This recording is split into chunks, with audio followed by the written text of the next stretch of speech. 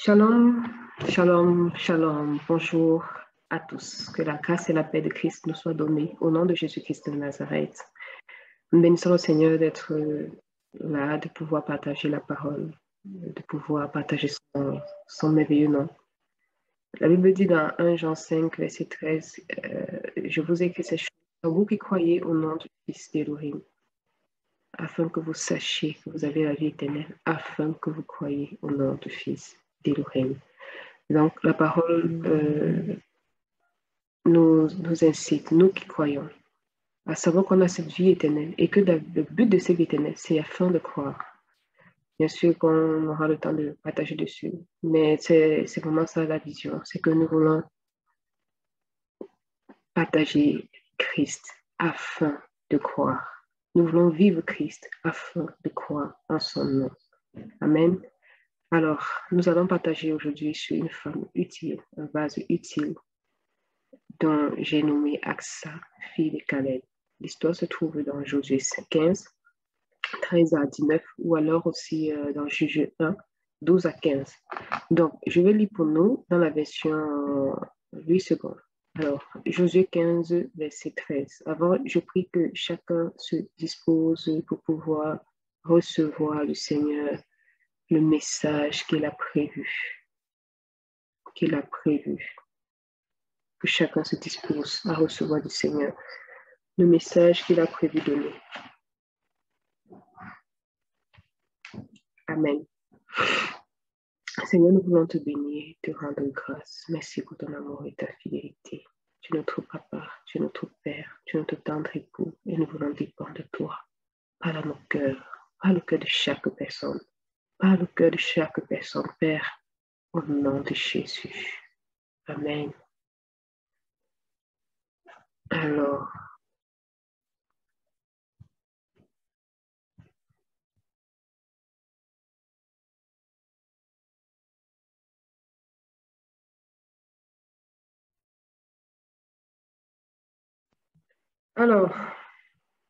Josué 15, verset 13, à partir du verset 13 jusqu'au verset 19, on donna à Caleb, fils de Jéphuné, une part au milieu des fils de Juda, comme l'Éternel l'avait ordonné à Josué. On lui donna Kirja Abba, qui est Hébron. Arba est le père d'Anak. Caleb en chassa les trois fils d'Anak, Sheshai, Aïham, Talmaï, enfant d'Anak. De là, il monta contre les habitants de Débir. Débir s'appelait autrefois Kirja-Séfer. Caleb dit, je donnerai ma fille Aksa pour femme à celui qui battra Kirja-Séfer et qui la prendra. Othniel, fils de Kénaz, frère de Caleb, s'en empara, et Caleb lui donna pour femme sa fille Aksa. Lorsqu'elle fut entrée chez Othniel, elle le sollicita ou l'incita de demander à son père un champ. Elle descendit de dessus de son homme, et Caleb lui dit, qu'as-tu? Elle répondit, fais-moi un présent, car tu m'as donné une terre du Midi. Donne-moi aussi des sources d'eau. Et il lui donna les sources supérieures et les sources inférieures. Amen. Amen. Pardon. Donc, Aksa, fille de Caleb. Alors, on va pas parler tout de suite de la branche. On va faire un petit flash, un petit zoom sur le tronc. Qui était Caleb, en gros? Alors, on va parler un peu du background de Caleb. Caleb, son nom signifie chien. J'ai beaucoup aimé la signification de ce nom, chien. Pardon. Alors, les chiens lapent. Amen. Dans le livre de Gédéon, dans le livre de Juge 6, le chapitre 6, 7 sont consacrés à Gédéon. Et la Bible nous dit que quand le Seigneur voulait qualifier les hommes qui devaient aller en guerre pour combattre les Madianites, au finish, il a pris 300 personnes qui lapaient de l'eau comme le chien. Qui lapaient de l'eau, c'est-à-dire qui prenaient plaisir à déguster la parole. Qui ne se pressait pas de dire, ah, j'ai fait une prière vite fait le matin, 10 minutes vite fait le matin. Mais il prenait plaisir à laper. Il dégustait la parole. Et donc, Caleb était un chien. Ça veut dire qu'il lapait la parole. Il prenait du temps. Il la consommait avec amour, avec plaisir. Pardon. Alors, dans Nombre 13, au verset 6, la Bible mentionne Caleb pour la première fois. Alors, il faut dire que Caleb était, quand le peuple devait aller conquérir Canaan, ils sont arrivés. Ils étaient tout juste prêts à franchir, à aller à Canaan. Alors, le Seigneur va qualifier le peuple en disant quoi? En disant, Moïse, prend simplement un homme de chaque tribu et envoie-les. Il y en avait 12, envoie-les 12 sans compter les vies, parce que voilà, Ephraim était, Joseph avait été splitté en deux. Apprends un homme de chaque tribu et envoie-les à Canaan pour explorer le pays. Envoie-les pour partir avoir un avant-goût. Pour partir avoir un avant-goût, donner un avant-goût au peuple. C'était ça. Le Seigneur voulait que le rapport que les espions devaient faire, que ce soit un rapport goûteux, juteux, qui donne envie. Amen. Et aujourd'hui, des prédications qu'on écoute peut-être parfois sur l'enlèvement qui ne donnent pas envie, l'enlèvement. Ça fait peur et tout. Il y a des prédications sur la vie chrétienne qui font peur. On dit, c'est vrai, c'est pas facile, c'est difficile. Oui, on ne dit pas que c'est facile, mais il faut donner goût aux gens. Il faut dire, c'est le Seigneur qui fait. Il faut dire, c'est une vie où il y a du vin nouveau. C'est une vie qu'on aime. Parce qu'on n'est plus esclave du monde. On n'est plus esclave du sexe, de la pornographie, de l'adultère, de la fornication. On n'est plus esclave de la cigarette. On n'est plus esclave de la convoitise. Oh, c'est beau, c'est beau, c'est beau, c'est magnifique, c'est merveilleux de pouvoir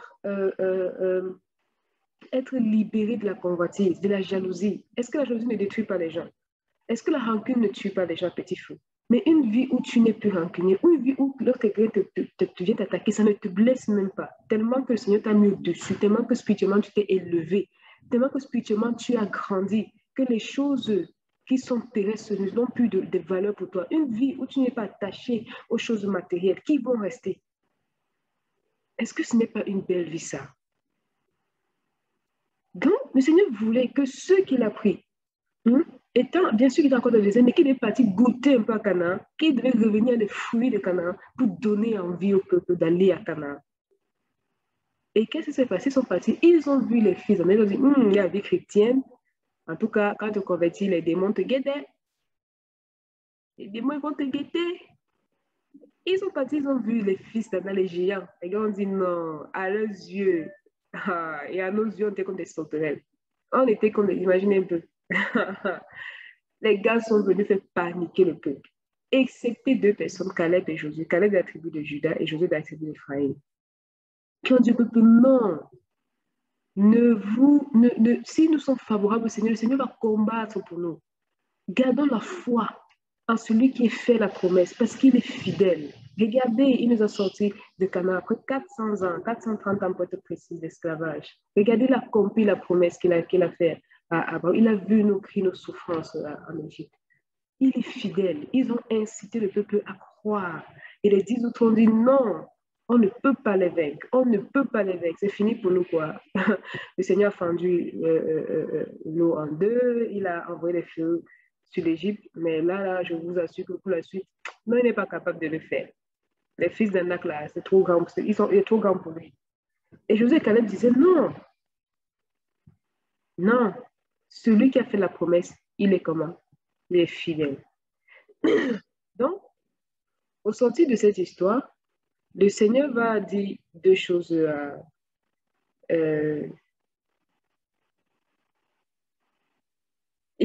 sortir de cette histoire, il y a deux choses qui vont ressortir. La première chose, c'est que le Seigneur va dire à tous ceux qui avaient murmuré, parce qu'il y a eu un grand murmure, des pleurs, des lamentations, c'était grave. Le Seigneur était offensé, irrité, ils ont blessé le Seigneur. Et le Seigneur va dire quelque chose de magnifique. Il va dire, tous ceux qui ont été dénombrés, 600 000 hommes, à partir de 20 ans, hommes de guerre, vous allez tous mourir, excepté deux personnes, Josué et Caleb, parce qu'ils ont fait. Ils ont été animés d'un autre esprit. C'est ce que le Seigneur va dire. Ils ont été animés d'un autre esprit. Donc, Josué et Caleb ont eu la promesse qu'ils devaient entrer dans le pays. Et le Seigneur dit, ah, vous avez pris 40 jours à explorer, vous en aurez encore, vous en aurez au total 40 au désert, donc plus 38 encore, plus 2 ans que vous avez passé à marcher, plus 38 qui viendront, vous en aurez encore. Vous avez encore du temps. Retournez-vous. Et là, ils ont commencé à tourner dans le désert en attendant que tous ceux qui avaient été dénombrés meurent et tous sont morts. Comme quoi, alors, dans Nombre 14, 24, le Seigneur va faire la promesse. Il va dire, parce que mon serviteur Caleb a été animé de notre esprit et qu'il a pleinement suivi ma voie, je le ferai entrer dans le pays où il est allé et ses descendants le posséderont. Donc, on voit que non seulement que Jésus est entré à Canaan, mais en plus, Jésus a eu une autre promesse, la promesse de posséder la terre sur laquelle il avait marché. Et donc, c'est à partir de ça qu'on a l'histoire avec Aksa, sa fille. Donc, la Bible dit dans Josué 14, 6 que, on va dire sur le verset 9. En tout cas, ça montre aussi la personnalité de Josué parce que Josué a gardé les promesses du Seigneur. Et ça, c'est très important de le dire. Il a des promesses du Seigneur. C'est ce qui a fait que malgré le fait qu'il a vu les fils d'Anak et qu'ils étaient à leurs yeux, et aux yeux des fils d'Anak comme des sauterelles, il a gardé la promesse parce qu'il sait que celui qui a fait la promesse est vraiment fidèle. C'est vraiment quelqu'un qui avait une relation, une communion personnelle avec le Seigneur. Sa vie de prière ne se reposait pas sur les oui-dire, mais lui-même, il avait expérimenté ce Dieu-là.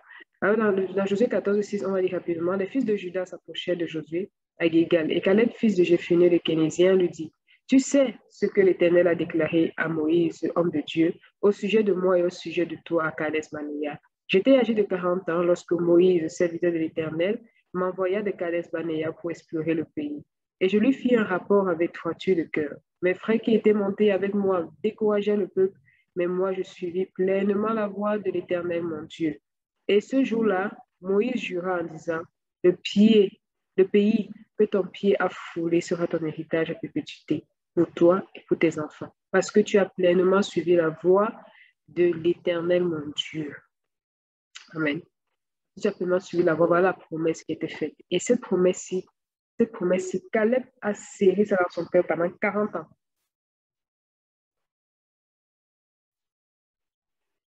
Et plus même.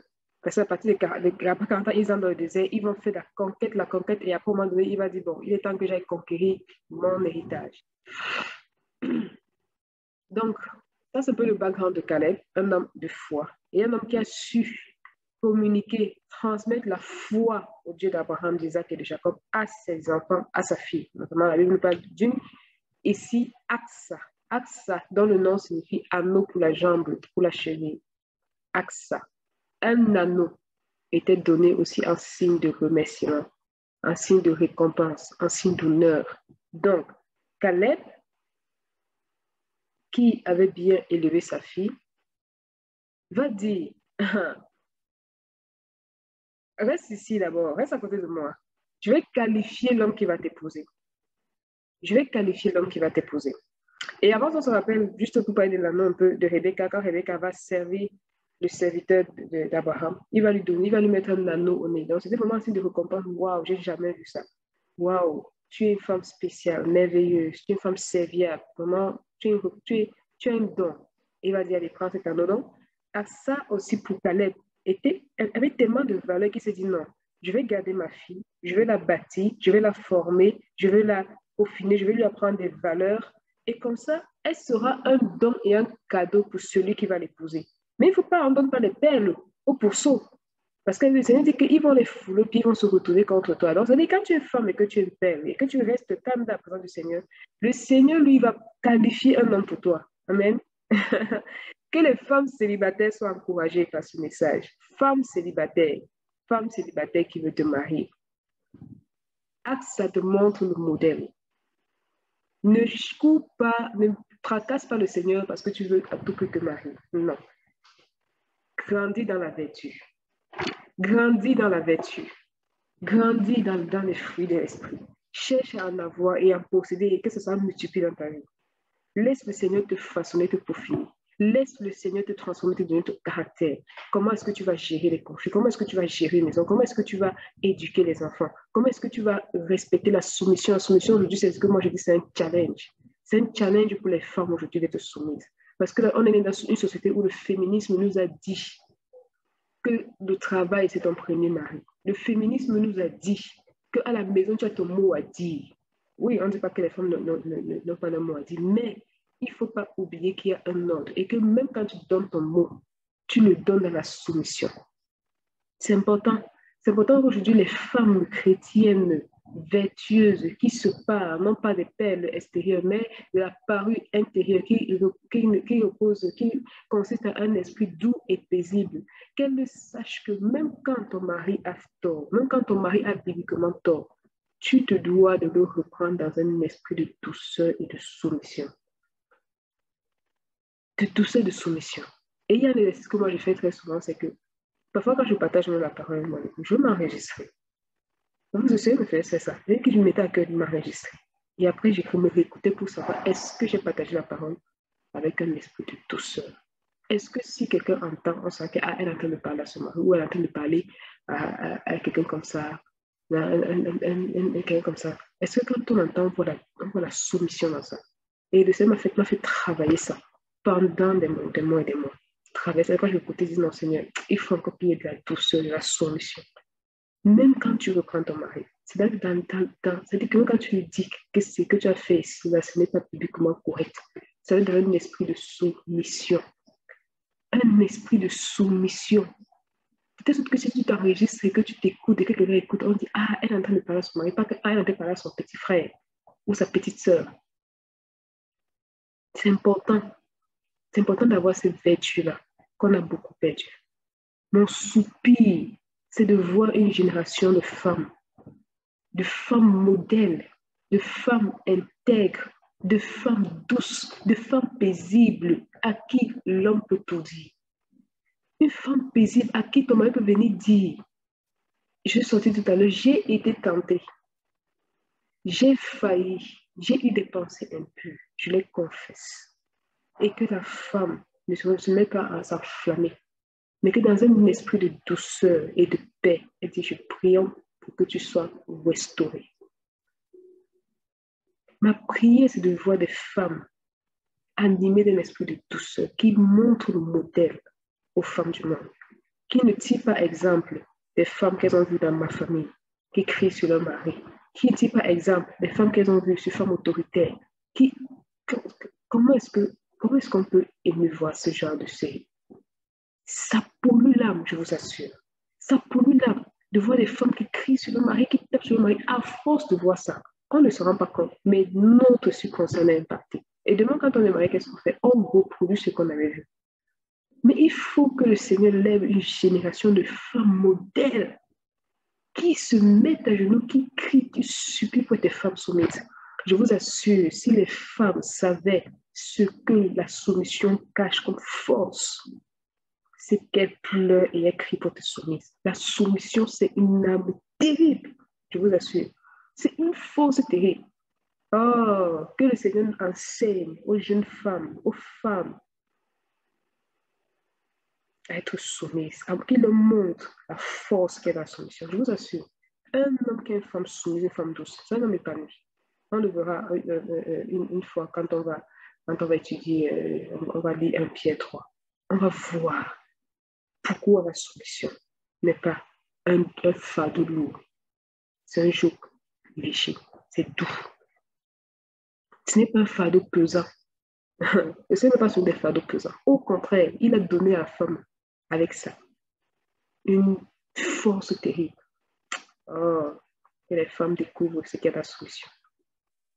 Il faut aujourd'hui des femmes AXA, des femmes qui sont restées calmes auprès de leur père pour apprendre, pour te façonner comme telle Ève dans le jardin d'Éden. Elle a été façonnée d'abord par le maître. Elle a connu son Seigneur avant d'aller vers Adam.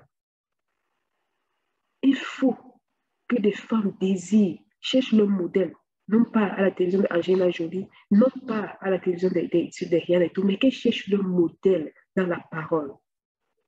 Femme, cherche ton modèle dans la parole. Femme, si tu veux obtenir des victoires dans ton foyer, dans ton couple, avec ton époux, cherche les principes du Seigneur. Cherche ce que le Seigneur a dit dans sa parole. Va les chercher, je vous assure. À l'intérieur, il y a la victoire. Il y a des choses que ton mari fait, maman. Tu peux ne pas parler. Tu regardes seulement, tu pries. Je ne vois pas. Même pas 2 jours, il est là te demander pardon pour ça.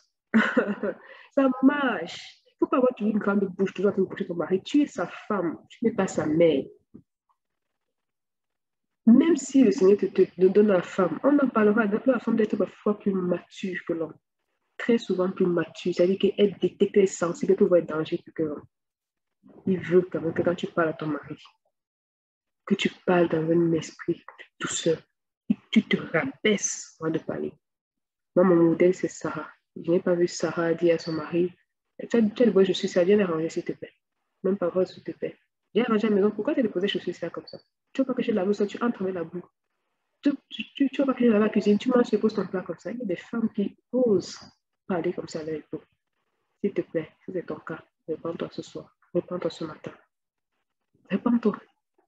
Est-ce que tu imagines Sarah en train de venir dire à Abraham, viens de le sol là, tu as tes chaussures. Est-ce que tu vois Sarah, notre maman, faire ça?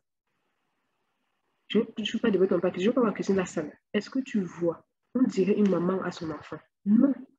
Femme, ressaisis-toi. Ressaisis-toi. Tu parles à ton chef. Parlerais-tu comme ça à ton chef au travail? Parlerais-tu comme ça à ton chef au travail? À ton manager? À ton N+1, ton N+2? Non. Moi, j'ai mon N+1. Quand je veux lui parler, je tourne dans ma tête avant de parler. Je tourne en 2 fois avant de lui parler. Pourquoi? Parce que tu sais que si tu parles d'un il peut te virer. Or, l'argent est plus important pour toi que les principes bibliques. L'argent a plus de valeur pour toi que les principes bibliques. Voilà pourquoi tu t'en fous, tu ne feras pas ça. À un moment donné, pour pouvoir rentrer dans la soumission du Seigneur, il faut que tu me fasses voir mon époux comme mon chef. Je vous assure, si à un moment donné, tu ne le vois pas comme ton chef, il y a une certaine soumission que tu vas manifester. La Bible dit que Sarah appelait Abraham mon Seigneur. Mon Seigneur, c'est-à-dire mon maître, celui à qui j'appartiens. C'est comme ça que notre mère appelait son époux. Mon Seigneur. Mon Seigneur. Et nous qui sommes des filles de Sarah. Est-ce que si Sarah se lève aujourd'hui, elle regarde les filles qui se réclament être les filles de Sarah? Est-ce qu'elle va voir ne serait-ce qu'un dixième de son caractère en nous? Nous, la génération émancipée. Nous, la génération féminisée, féministisée. Est-ce que toi, si on donne la parole à ton mari, on demande, ta femme est-elle soumise? Est-ce qu'il va dire oui? J'ai un père à la maison.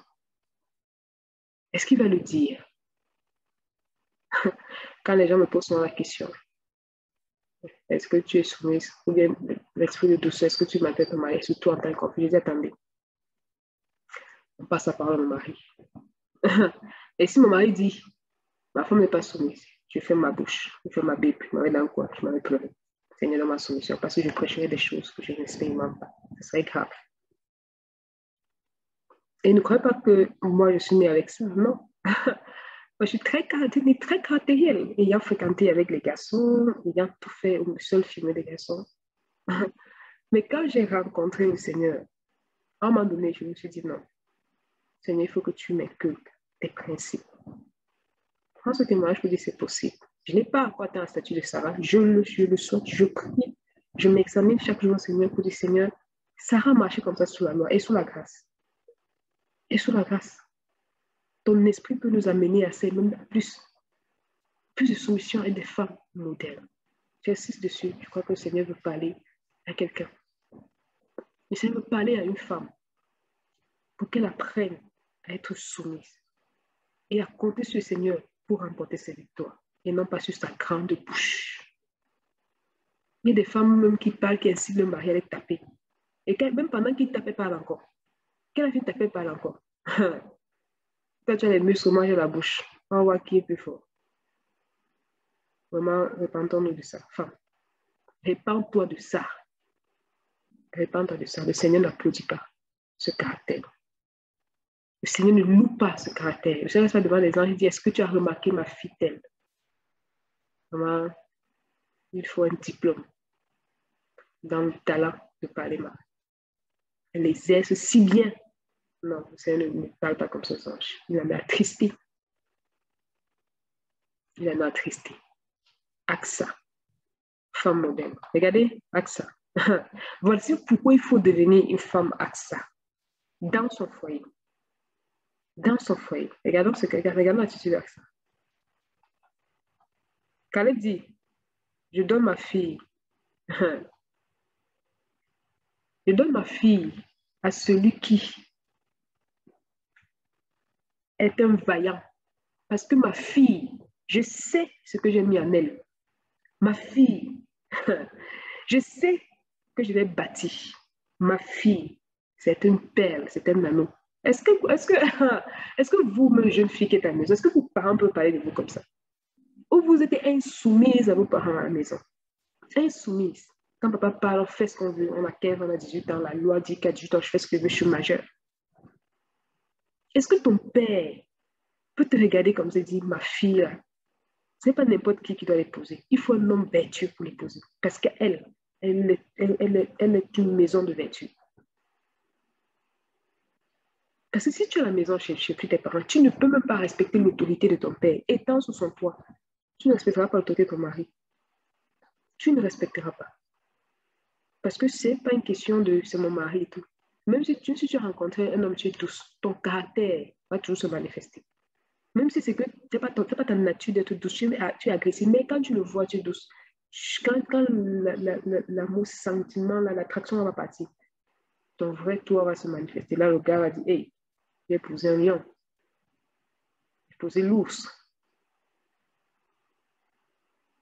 Donc, même toi qui es encore sous tes pensées, mais ça te concerne. Apprends à rester à ta place. Apprends à reconnaître que voici mon grand frère, voici ma grande soeur, voici mon père. Apprends à rester à ta place. Travaille déjà ça. Quand tu parles à ta soeur, pas n'importe comment, dans la société européenne ou africaine, ou de plus en plus les médias éduquent que les gens parlent n'importe comment, américaine et tout. Non. Apprends à rester à ta place. Et tu verras que même dans ton foyer, tu sauras rester à ta place. La seule chose qu'il te faudra, c'est où est ma place? Comment est-ce que je dois? Quelles sont mes limites? Parce que le Seigneur impose aussi des limites. Quand on lit la conquête du pays Canaan, il se donner des limites. Vos frontières seront d'ici à là pour dire que chacun doit apprendre à connaître ses limites. Le Seigneur lui-même s'est posé la limite de la volonté de l'homme. Le Seigneur lui-même, il s'est imposé des limites. Il a dit, moi, je suis tout puissant, mais ma limite là, c'est la volonté de l'homme. Si l'homme ne veut pas, je ne fais pas. Et toi, tu es à la maison, tu es le père, tu es la mère, tu fais ce que tu veux, tu parles comme tu veux. Et tes parents qui t'aiment te supportent. Non, il faut la repentance. Il faut se repentir de telles attitudes. Jeune fille, jeune homme, apprends à rester à ta place. Cherche à rester à ta place. Cherche à la connaître et à rester à ta place. D'accord? Caleb, la Bible nous dit que Caleb était un homme de guerre. Il a marché un homme fidèle. Il a vu les miracles, les signes en Égypte. Il a traversé la mer Rouge. Il a traversé le Jourdain. Caleb va se lever un homme exemplaire. Il va aller ramasser 3 filles d'Anak. Le gars va se dire, il y a une dernière partie. Cette partie-là va nous permettre de qualifier l'homme qui va épouser ma fille. Et quand je dis la Bible en ça, pourquoi est-ce que Caleb a voulu que ce soit un homme de guerre qui épouse sa fille? Bien sûr, on est en temps de guerre. Et on est dans le livre de Josué, dans la même configuration. Aujourd'hui, on est dans la même configuration que le livre de Josué. La Bible nous dit dans le livre de Josué 11, que Josué avait conquis. Il avait conquis la terre et la terre fut en repos. Mais dans Josué 13, verset 1, la Bible nous dit que le Seigneur va dire à Josué, tu es vieux et il y a encore une grande partie du pays à soumettre. Donc, nous sommes dans la même configuration. Nous sommes dans le même temps où le Seigneur a déjà vaincu. Il a déjà remporté toutes les victoires. Mais il y a encore le territoire à soumettre. Le territoire dans lequel on vit, tout le monde n'est pas converti. C'est un territoire à soumettre. Il y a beaucoup d'inconvertis. C'est un territoire à soumettre. Et donc, la Bible, Caleb voulait une personne qui est consciente de ce combat-là, qui est consciente que la vie d'un homme se résume au jour à ce jour en tant que mercenaire. Et on va le lire, c'est Job qui le dit. Job le dit. Job dit que la vie d'un homme se résume à ses jours en tant que mercenaire. Ça veut dire que le Seigneur commence à compter tes jours lorsque tu commences à te lever comme un vaillant guerrier. Job 7.1. N'est-ce pas un temps de guerre que vit l'homme sur terre? Est-ce que ce n'est pas un temps de guerre que nous vivons sur terre? Job, pendant qu'il était là, la Bible ne nous dit pas qu'il était en guerre. Mais spirituellement, nous sommes en guerre. Parce que l'ennemi s'est accaparé des âmes. Et nous sommes en guerre pour pouvoir récupérer ces âmes-là. Même aujourd'hui, on est dans la même configuration que le livre de Josué. Le livre de Josué nous concerne pleinement aujourd'hui. Ce n'est pas qu'un livre historique qui raconte l'histoire d'Israël. C'est un livre qui nous donne de voir la configuration dans laquelle on est. Or, la Bible dit dans Josué, je pense, c'est 18, que Josué était devenu vieux et il y avait 7 tribus, 7 verges. Tribu, c'est traduit par verge. Cette autorité qui n'avait pas pris possession de leur pays. Et Josué a dit, mais qu'est-ce que vous faites là à attendre là? Cette verge qui était dans le repos, mais ils se contentaient que d'être coincés quelque part. Ce n'était pas leur problème de partir chasser les Cananéens, les Jébusiens et tout. Ce n'était pas leur business. Et donc, Caleb s'est dit non, il faut un homme qui a compris que l'homme vit un temps de guerre sur terre. L'homme vit un temps de guerre sur terre. Donc, ce n'est que si tu dis que tu es le peuple du Seigneur, sache que tu vis et tu vivras un temps de guerre. Sache que tu vis et tu vivras un temps de guerre. Sache que tu affronteras Anak. Tu affronteras les fils d'Anak. Et la bonne nouvelle, c'est que le Seigneur a dit, je vais lutter pour toi. Le Seigneur a dit, toute autorité m'a été donnée. Allez, je suis avec vous. Et ça, c'est encore mieux que Matthieu 10 où il a donné l'autorité aux gens. Parce qu'étant confiné dans un corps d'homme, il ne pouvait pas être partout en même temps. Il a dit, prenez l'autorité. Mais dans Matthieu 28, la Bible nous dit, quand le Seigneur est ressuscité, il a dit, toute autorité m'a été donnée. Il n'a pas dit, oh, si je vous donne l'autorité. Bien sûr qu'ils ont l'autorité, mais le Seigneur a donné une dimension beaucoup plus forte. S'il a dit, toute autorité va être donnée sur la terre et dans le ciel. C'est-à-dire, je fais ce que je veux sur la terre et dans le ciel. Il dit maintenant, allez, faites une nation des disciples, baptisez-les, enseignez-les. Il dit, je suis avec vous. C'est-à-dire que maintenant, là, on est mieux que les disciples dans Matthieu 10, 11. On est mieux que. Parce qu'ils avaient des doses d'autorité. Maintenant, ce nom marche avec toute l'autorité. Quelle confiance ça nous donne. On marche mais avec toute l'autorité en nous. Toute l'autorité avec nous. Toute l'autorité sur nous. Parce qu'il est avec nous, il est sur nous, il est par nous. Il passe par nous. Il est aussi contre nous quand on fait ce qui ne va pas. Quand on se lève sur le chemin, il est contre nous pour nous ramener sur le bon chemin. Je sais, on dit, n'est-ce pas un temps de guerre que vit l'homme sur la terre? Et ces jours ne sont-ils pas comme les jours d'un mercenaire? Et ces jours, c'est-à-dire que les jours, c'est-à-dire on compte tes jours à partir du moment où tu vis comme un mercenaire. C'est-à-dire que tu es un gars du front. Le Seigneur dit, ah, je compte, c'est commence à compter ces jours. Voilà pourquoi, pour faire partie du peuple de Dieu, il fallait être un homme de guerre. Ah oui? Le dénombrement concernait les hommes de guerre. Donc, c'est-à-dire, on dit, voici mon peuple. Voici mon peuple, c'est les hommes de guerre. La Bible dit qu'il n'a pas changé. Donc, aujourd'hui, nous sommes au peu du Seigneur. C'est sûr que nous sommes des soldats. Pour dire à Timothée, combat avec moi comme un bon soldat. Il n'y a pas un soldat qui, lorsqu'il va là, qui va se charger, se fatiguer des affaires de ce monde. Il se débarrasse, il va au front. Amen. Donc, Caleb voulait peaufiner, voulait qualifier l'homme qui allait épouser sa fille. Parce que sa fille avait expérimenté quoi? Quand il a regardé sa fille, il s'était rassuré d'une chose, c'est que 1 Pierre 3, 4 apparu intérieur, caché dans le cœur, qu'on ne voit pas, caché dans le cœur, c'est la pureté d'un esprit doux et paisible, qui est d'un grand prix devant Elohim. Pardon. Voilà. Donc, notre grand frère Oniel, il va se lever. Pourquoi il va se lever en voyant homme? Parce que quand Oniel a regardé Asa, il a dit, voici l'os de mes os, la chair de ma chair. Il a prophétisé sur elle. Il a regardé Asa, il a dit non, la récompense est bonne. Amen. Imaginez un homme qui est prêt, qui part risquer sa vie pour une femme. Frère, sœur, c'est qu'il a regardé la femme, il a dit non, ça là, c'est bon. Elle était précieuse. Ah, elle était précieuse. Une femme utile, un vase utile. Asa. Oniel a regardé Asa, il a dit non, ça, c'est bon. Ça vaut le coup que j'aille l'exposer. Ah, Asa. Anneau, une perle. Asa. Femme Asa, femme utile. Ah, quand ces femmes-là, on va les voir. On dit non. Femme utile, Asa. Et regardons, Asa là encore, Asa n'était pas encore déployé. Là, on voit seulement quoi peut ressembler Asa. On voit seulement quel caractère. Asa n'a pas encore ouvert sa bouche. Alors, il va se lever, on va partir. Allez, il va prendre des bières. Conquis ça. Et Caleb tient sa promesse. Allez, la Bible dit que, verset 17, Et Caleb lui donna pour femme sa fille Aksa, sa princesse. Regardons maintenant au verset 18. Lorsqu'elle fut entrée chez Othniel, elle le sollicita. Dans notre version, se traduit, elle l'incita de demander à son père un champ. Femme, voici ton rôle. Voici ton rôle. Voilà pourquoi le Seigneur veut bien te bâtir. Et homme, voilà pourquoi le Seigneur veut te donner une Aksa pour épouse. Une Aksa pour épouse. Les gens qui écoutent ce message, qui sont pas mariés, sont heureux. Parce qu'ils peuvent encore revoir. Aksa entre chez son mari. Elle n'a pas dit, ah, mon mari, il a conquis des billes. Mon mari, quand elle n'a pas commencé à chanter ses louanges, à se vanter, à marcher la tête haute, le cou long devant les autres femmes, parce qu'elle épouse un héros. Qu'est-ce qu'elle a dit? Dès qu'elle est entrée, elle a dit, hé, homme de Dieu, faut pas rester là. Hein. Faut pas rester là, tu dis, tu as remporté un champ. Non, demande à mon père. Ne t'arrête pas sur ton CV. Ne t'arrête pas sur ce que tu as fait hier. Ne t'arrête pas sur ton histoire passée là, sur toutes les conquêtes que tu as eues, sur tous les miracles que le Seigneur a fait par tes mains. Ne t'arrête pas là, Othniel. Va demander, mon père a des champs. Elle l'a incité à demander un champ. Ne reste pas là.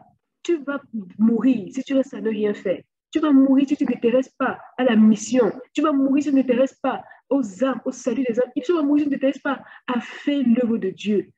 Ne reste pas sur ton passé. Aksa, elle a dit à son mari, lève-toi, va demander à mon père. Mon père a des champs. Et mon père est généreux. Aspire à ces choses, Othniel.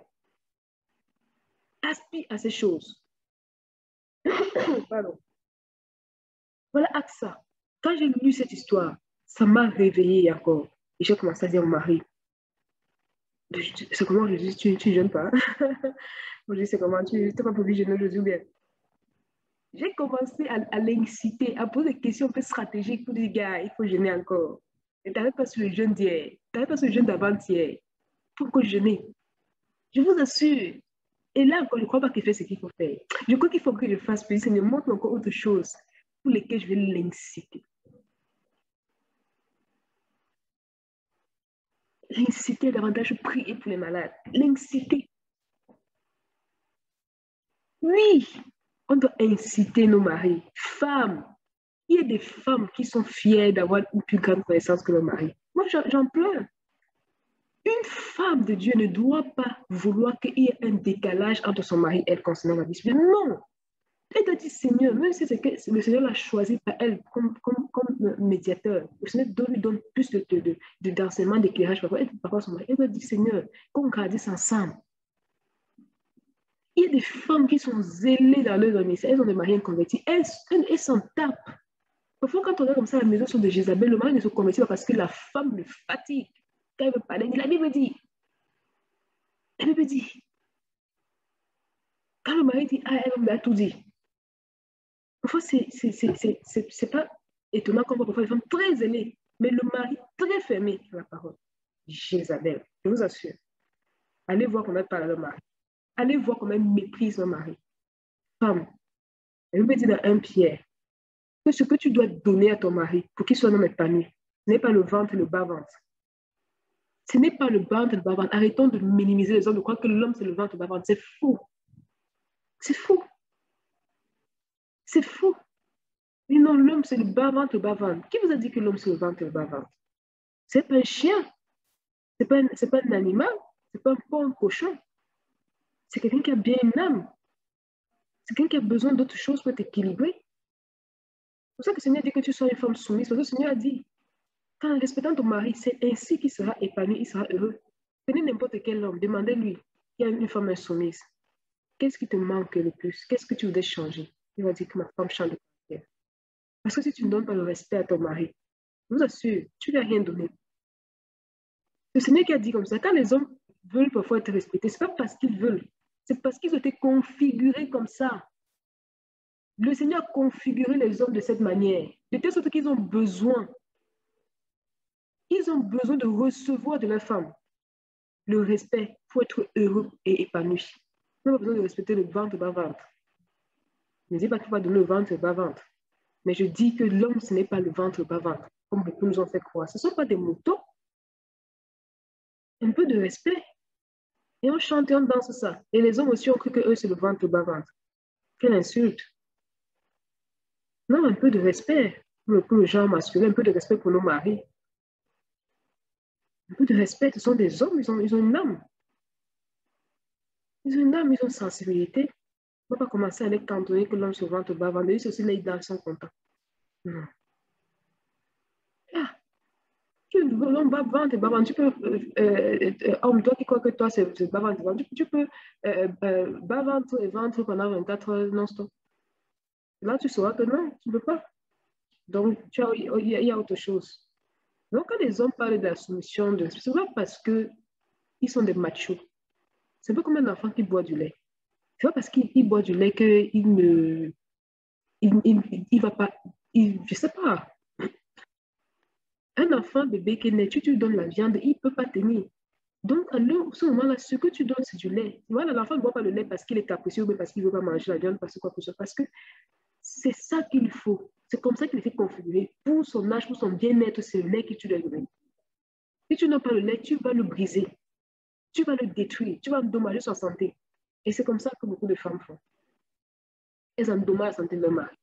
Elles endommagent le mari émotionnellement. Ils sont tristes, ils sortent, ils vont dans les bars. Ils restent dans les bars jusqu'à ce qu'ils sait que madame doit avant de rentrer. Le matin, la première des choses qu'il veut, c'est sortir, c'est s'enfuir.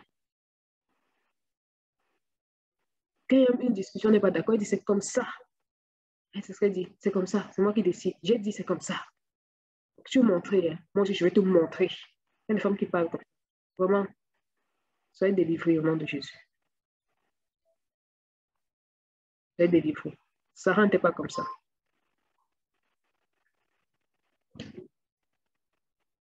Sarah n'était pas comme ça. Il faut se préoccuper de la spiritualité de son mari. Pas que tu es zélé, quand tu veux tout parler pour montrer que tu es spirituel. Non. Non. Sois aussi soucieux, prie, Seigneur, qu'on avance ensemble. On avance ensemble. D'accord?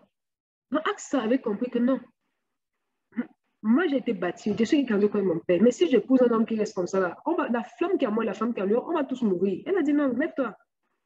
Et on s'appelle quand Philippe va évangéliser à sa Marie, non. Après, l'ange lui dit lève-toi. Parce que c'était assis, il était un peu de scellé. Avant tout, la Samarie te touchait vraiment. Là, je dis, lève-toi. Elle dit qu'Éthiopien. Après, là, je l'ai dit, transporter là. Hop, commencer à le jeter ici, là, le gars évangélisait. Donc, AXA avait compris que non, moi je me posais un mari, on va rester là, ne rien faire. C'était une femme que le Seigneur a bâtie, bien aimée. Cette femme, le Seigneur l'avait travaillé. Il dit que Caleb l'avait travaillé. Il lui avait donné les fondements. Elle a compris que non. C'est pas en s'asseyant, en regardant au passé. Regardons au futur. Le chant. Le passé, c'est passé. Le futur. Faut dire, j'oublie ce que j'ai fait. Regardons au futur. Donc, femme, s'il te plaît, sois une femme désormais qui excite ton mari. Pas à répondre aux gens qui l'ont insulté. Pas au querelle, pas à montrer aux gens qui peuvent. Mais à chercher la volonté du Seigneur. À dire, Seigneur, moi je suis là, à quoi te suis-je utile? À quoi te suis-je utile? Me voici. Nettoie et puis moi et fais de moi un vase prompt à être utilisé. Amen. Et on continue. La Bible dit quoi? Quand elle a fini de citer Oniel, a demandé le chant à son père. Qu'est-ce qu'elle fait elle-même? Elle-même pour elle-même. Amen. C'est ça la femme acta. Elle veut dire qu'elle est descendue de dessus son âme. Et Caleb l'observait. Caleb l'observait. C'est-à-dire qu'il observait sa fille. Elle est descendue de l'âme. Il dit, qu'as-tu? Qu'as-tu? Il observe, le Père nous observe. La Bible nous demande d'aspirer. On a le droit, frère, d'aspirer aux choses. Aspirons. Aspirons. Et si c'est que c'est à 3 ans qu'on demande les moustaches, je n'ai pas dit non, les moustaches, ce n'est pas pour maintenant. Mais aspirons, demandons. Aspirons. Dieu, Seigneur, on veut être utile. C'est la vie où je suis. Il y a beaucoup d'inconvénients. Seigneur, je veux être utile. Je prie pour le salut, mais ça ne reste pas là. Il faut aussi parler, il faut aussi les approcher. Seigneur, je prie que ton esprit repose sur moi afin que j'aille vers eux. Seigneur, voici qui va vers eux. Je prie que ton esprit m'accompagne. Aspirons à ces choses. Aspirons. Ça ne coûte rien d'aspirer. Aspirons. Et regardez, elle partait, et puis c'était plus fort qu'elle. Elle veut dire qu'elle est descendue. Caleb lui dit, qu'as-tu? Il l'observait. Elle est seulement descendue. Elle m'a parlé. Caleb dit, non, qu'est-ce que tu as? Et qu'est-ce qu'elle dit? Aksa. Elle répondit, fais-moi un présent. Quand tu m'as donné une terre de midi, donne-moi aussi quoi? Des sources d'eau. Il lui donna des sources supérieures et inférieures. Elle lui dit, tu m'as donné la terre, oui. On va travailler sans intimité. On va travailler sans grâce. On a encore besoin d'un revêtement, on a besoin encore d'une autre communion encore. On a besoin de grandir dans la connaissance de toi, de Christ. Tu m'as donné la terre. Tu me dis, oui, il y a la terre. Puis on fait comment? Est-ce que la terre suffit? Non. Il faut aussi l'eau. Il faut la communion. Il faut être connecté à la source. Il faut être un canal.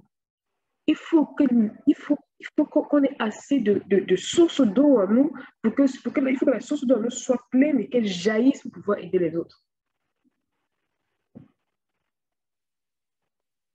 Puisque tu m'as donné la terre de midi, donne-moi aussi des sources d'eau. Elle lui dit qu'il a fait quoi?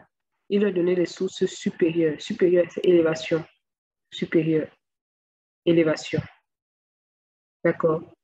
Il a donné des sources inférieures. Inférieure, c'est rabaissement. Ça veut dire quoi? Caleb lui disait aussi par là que en t'élevant, en grandissant dans la foi, la combien mois, n'oublie pas de te rabaisser aussi. N'oublie pas l'humilité. N'oublie pas de savoir que c'est moi qui fais toutes choses.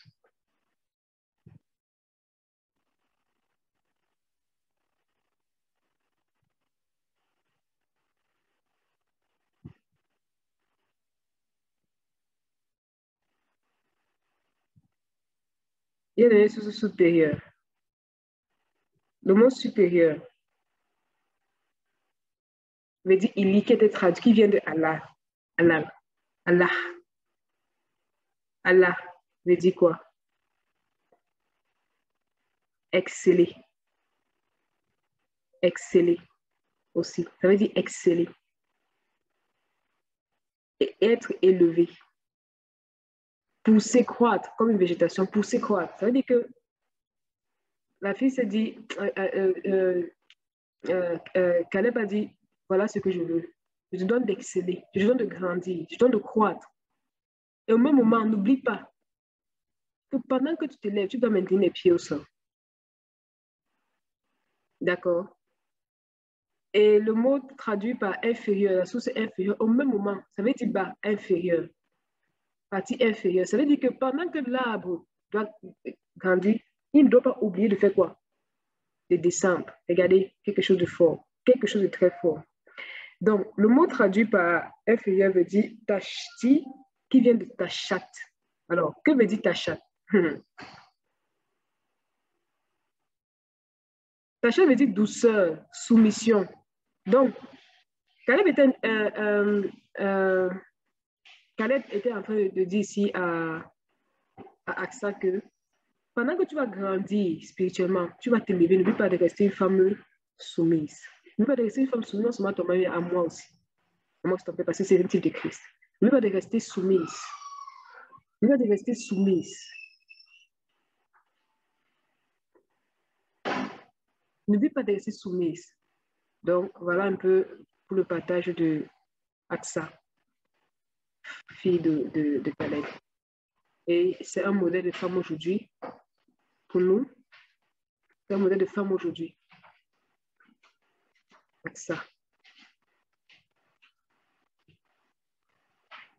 Aksa a montré comment se conduire, comment se comporter.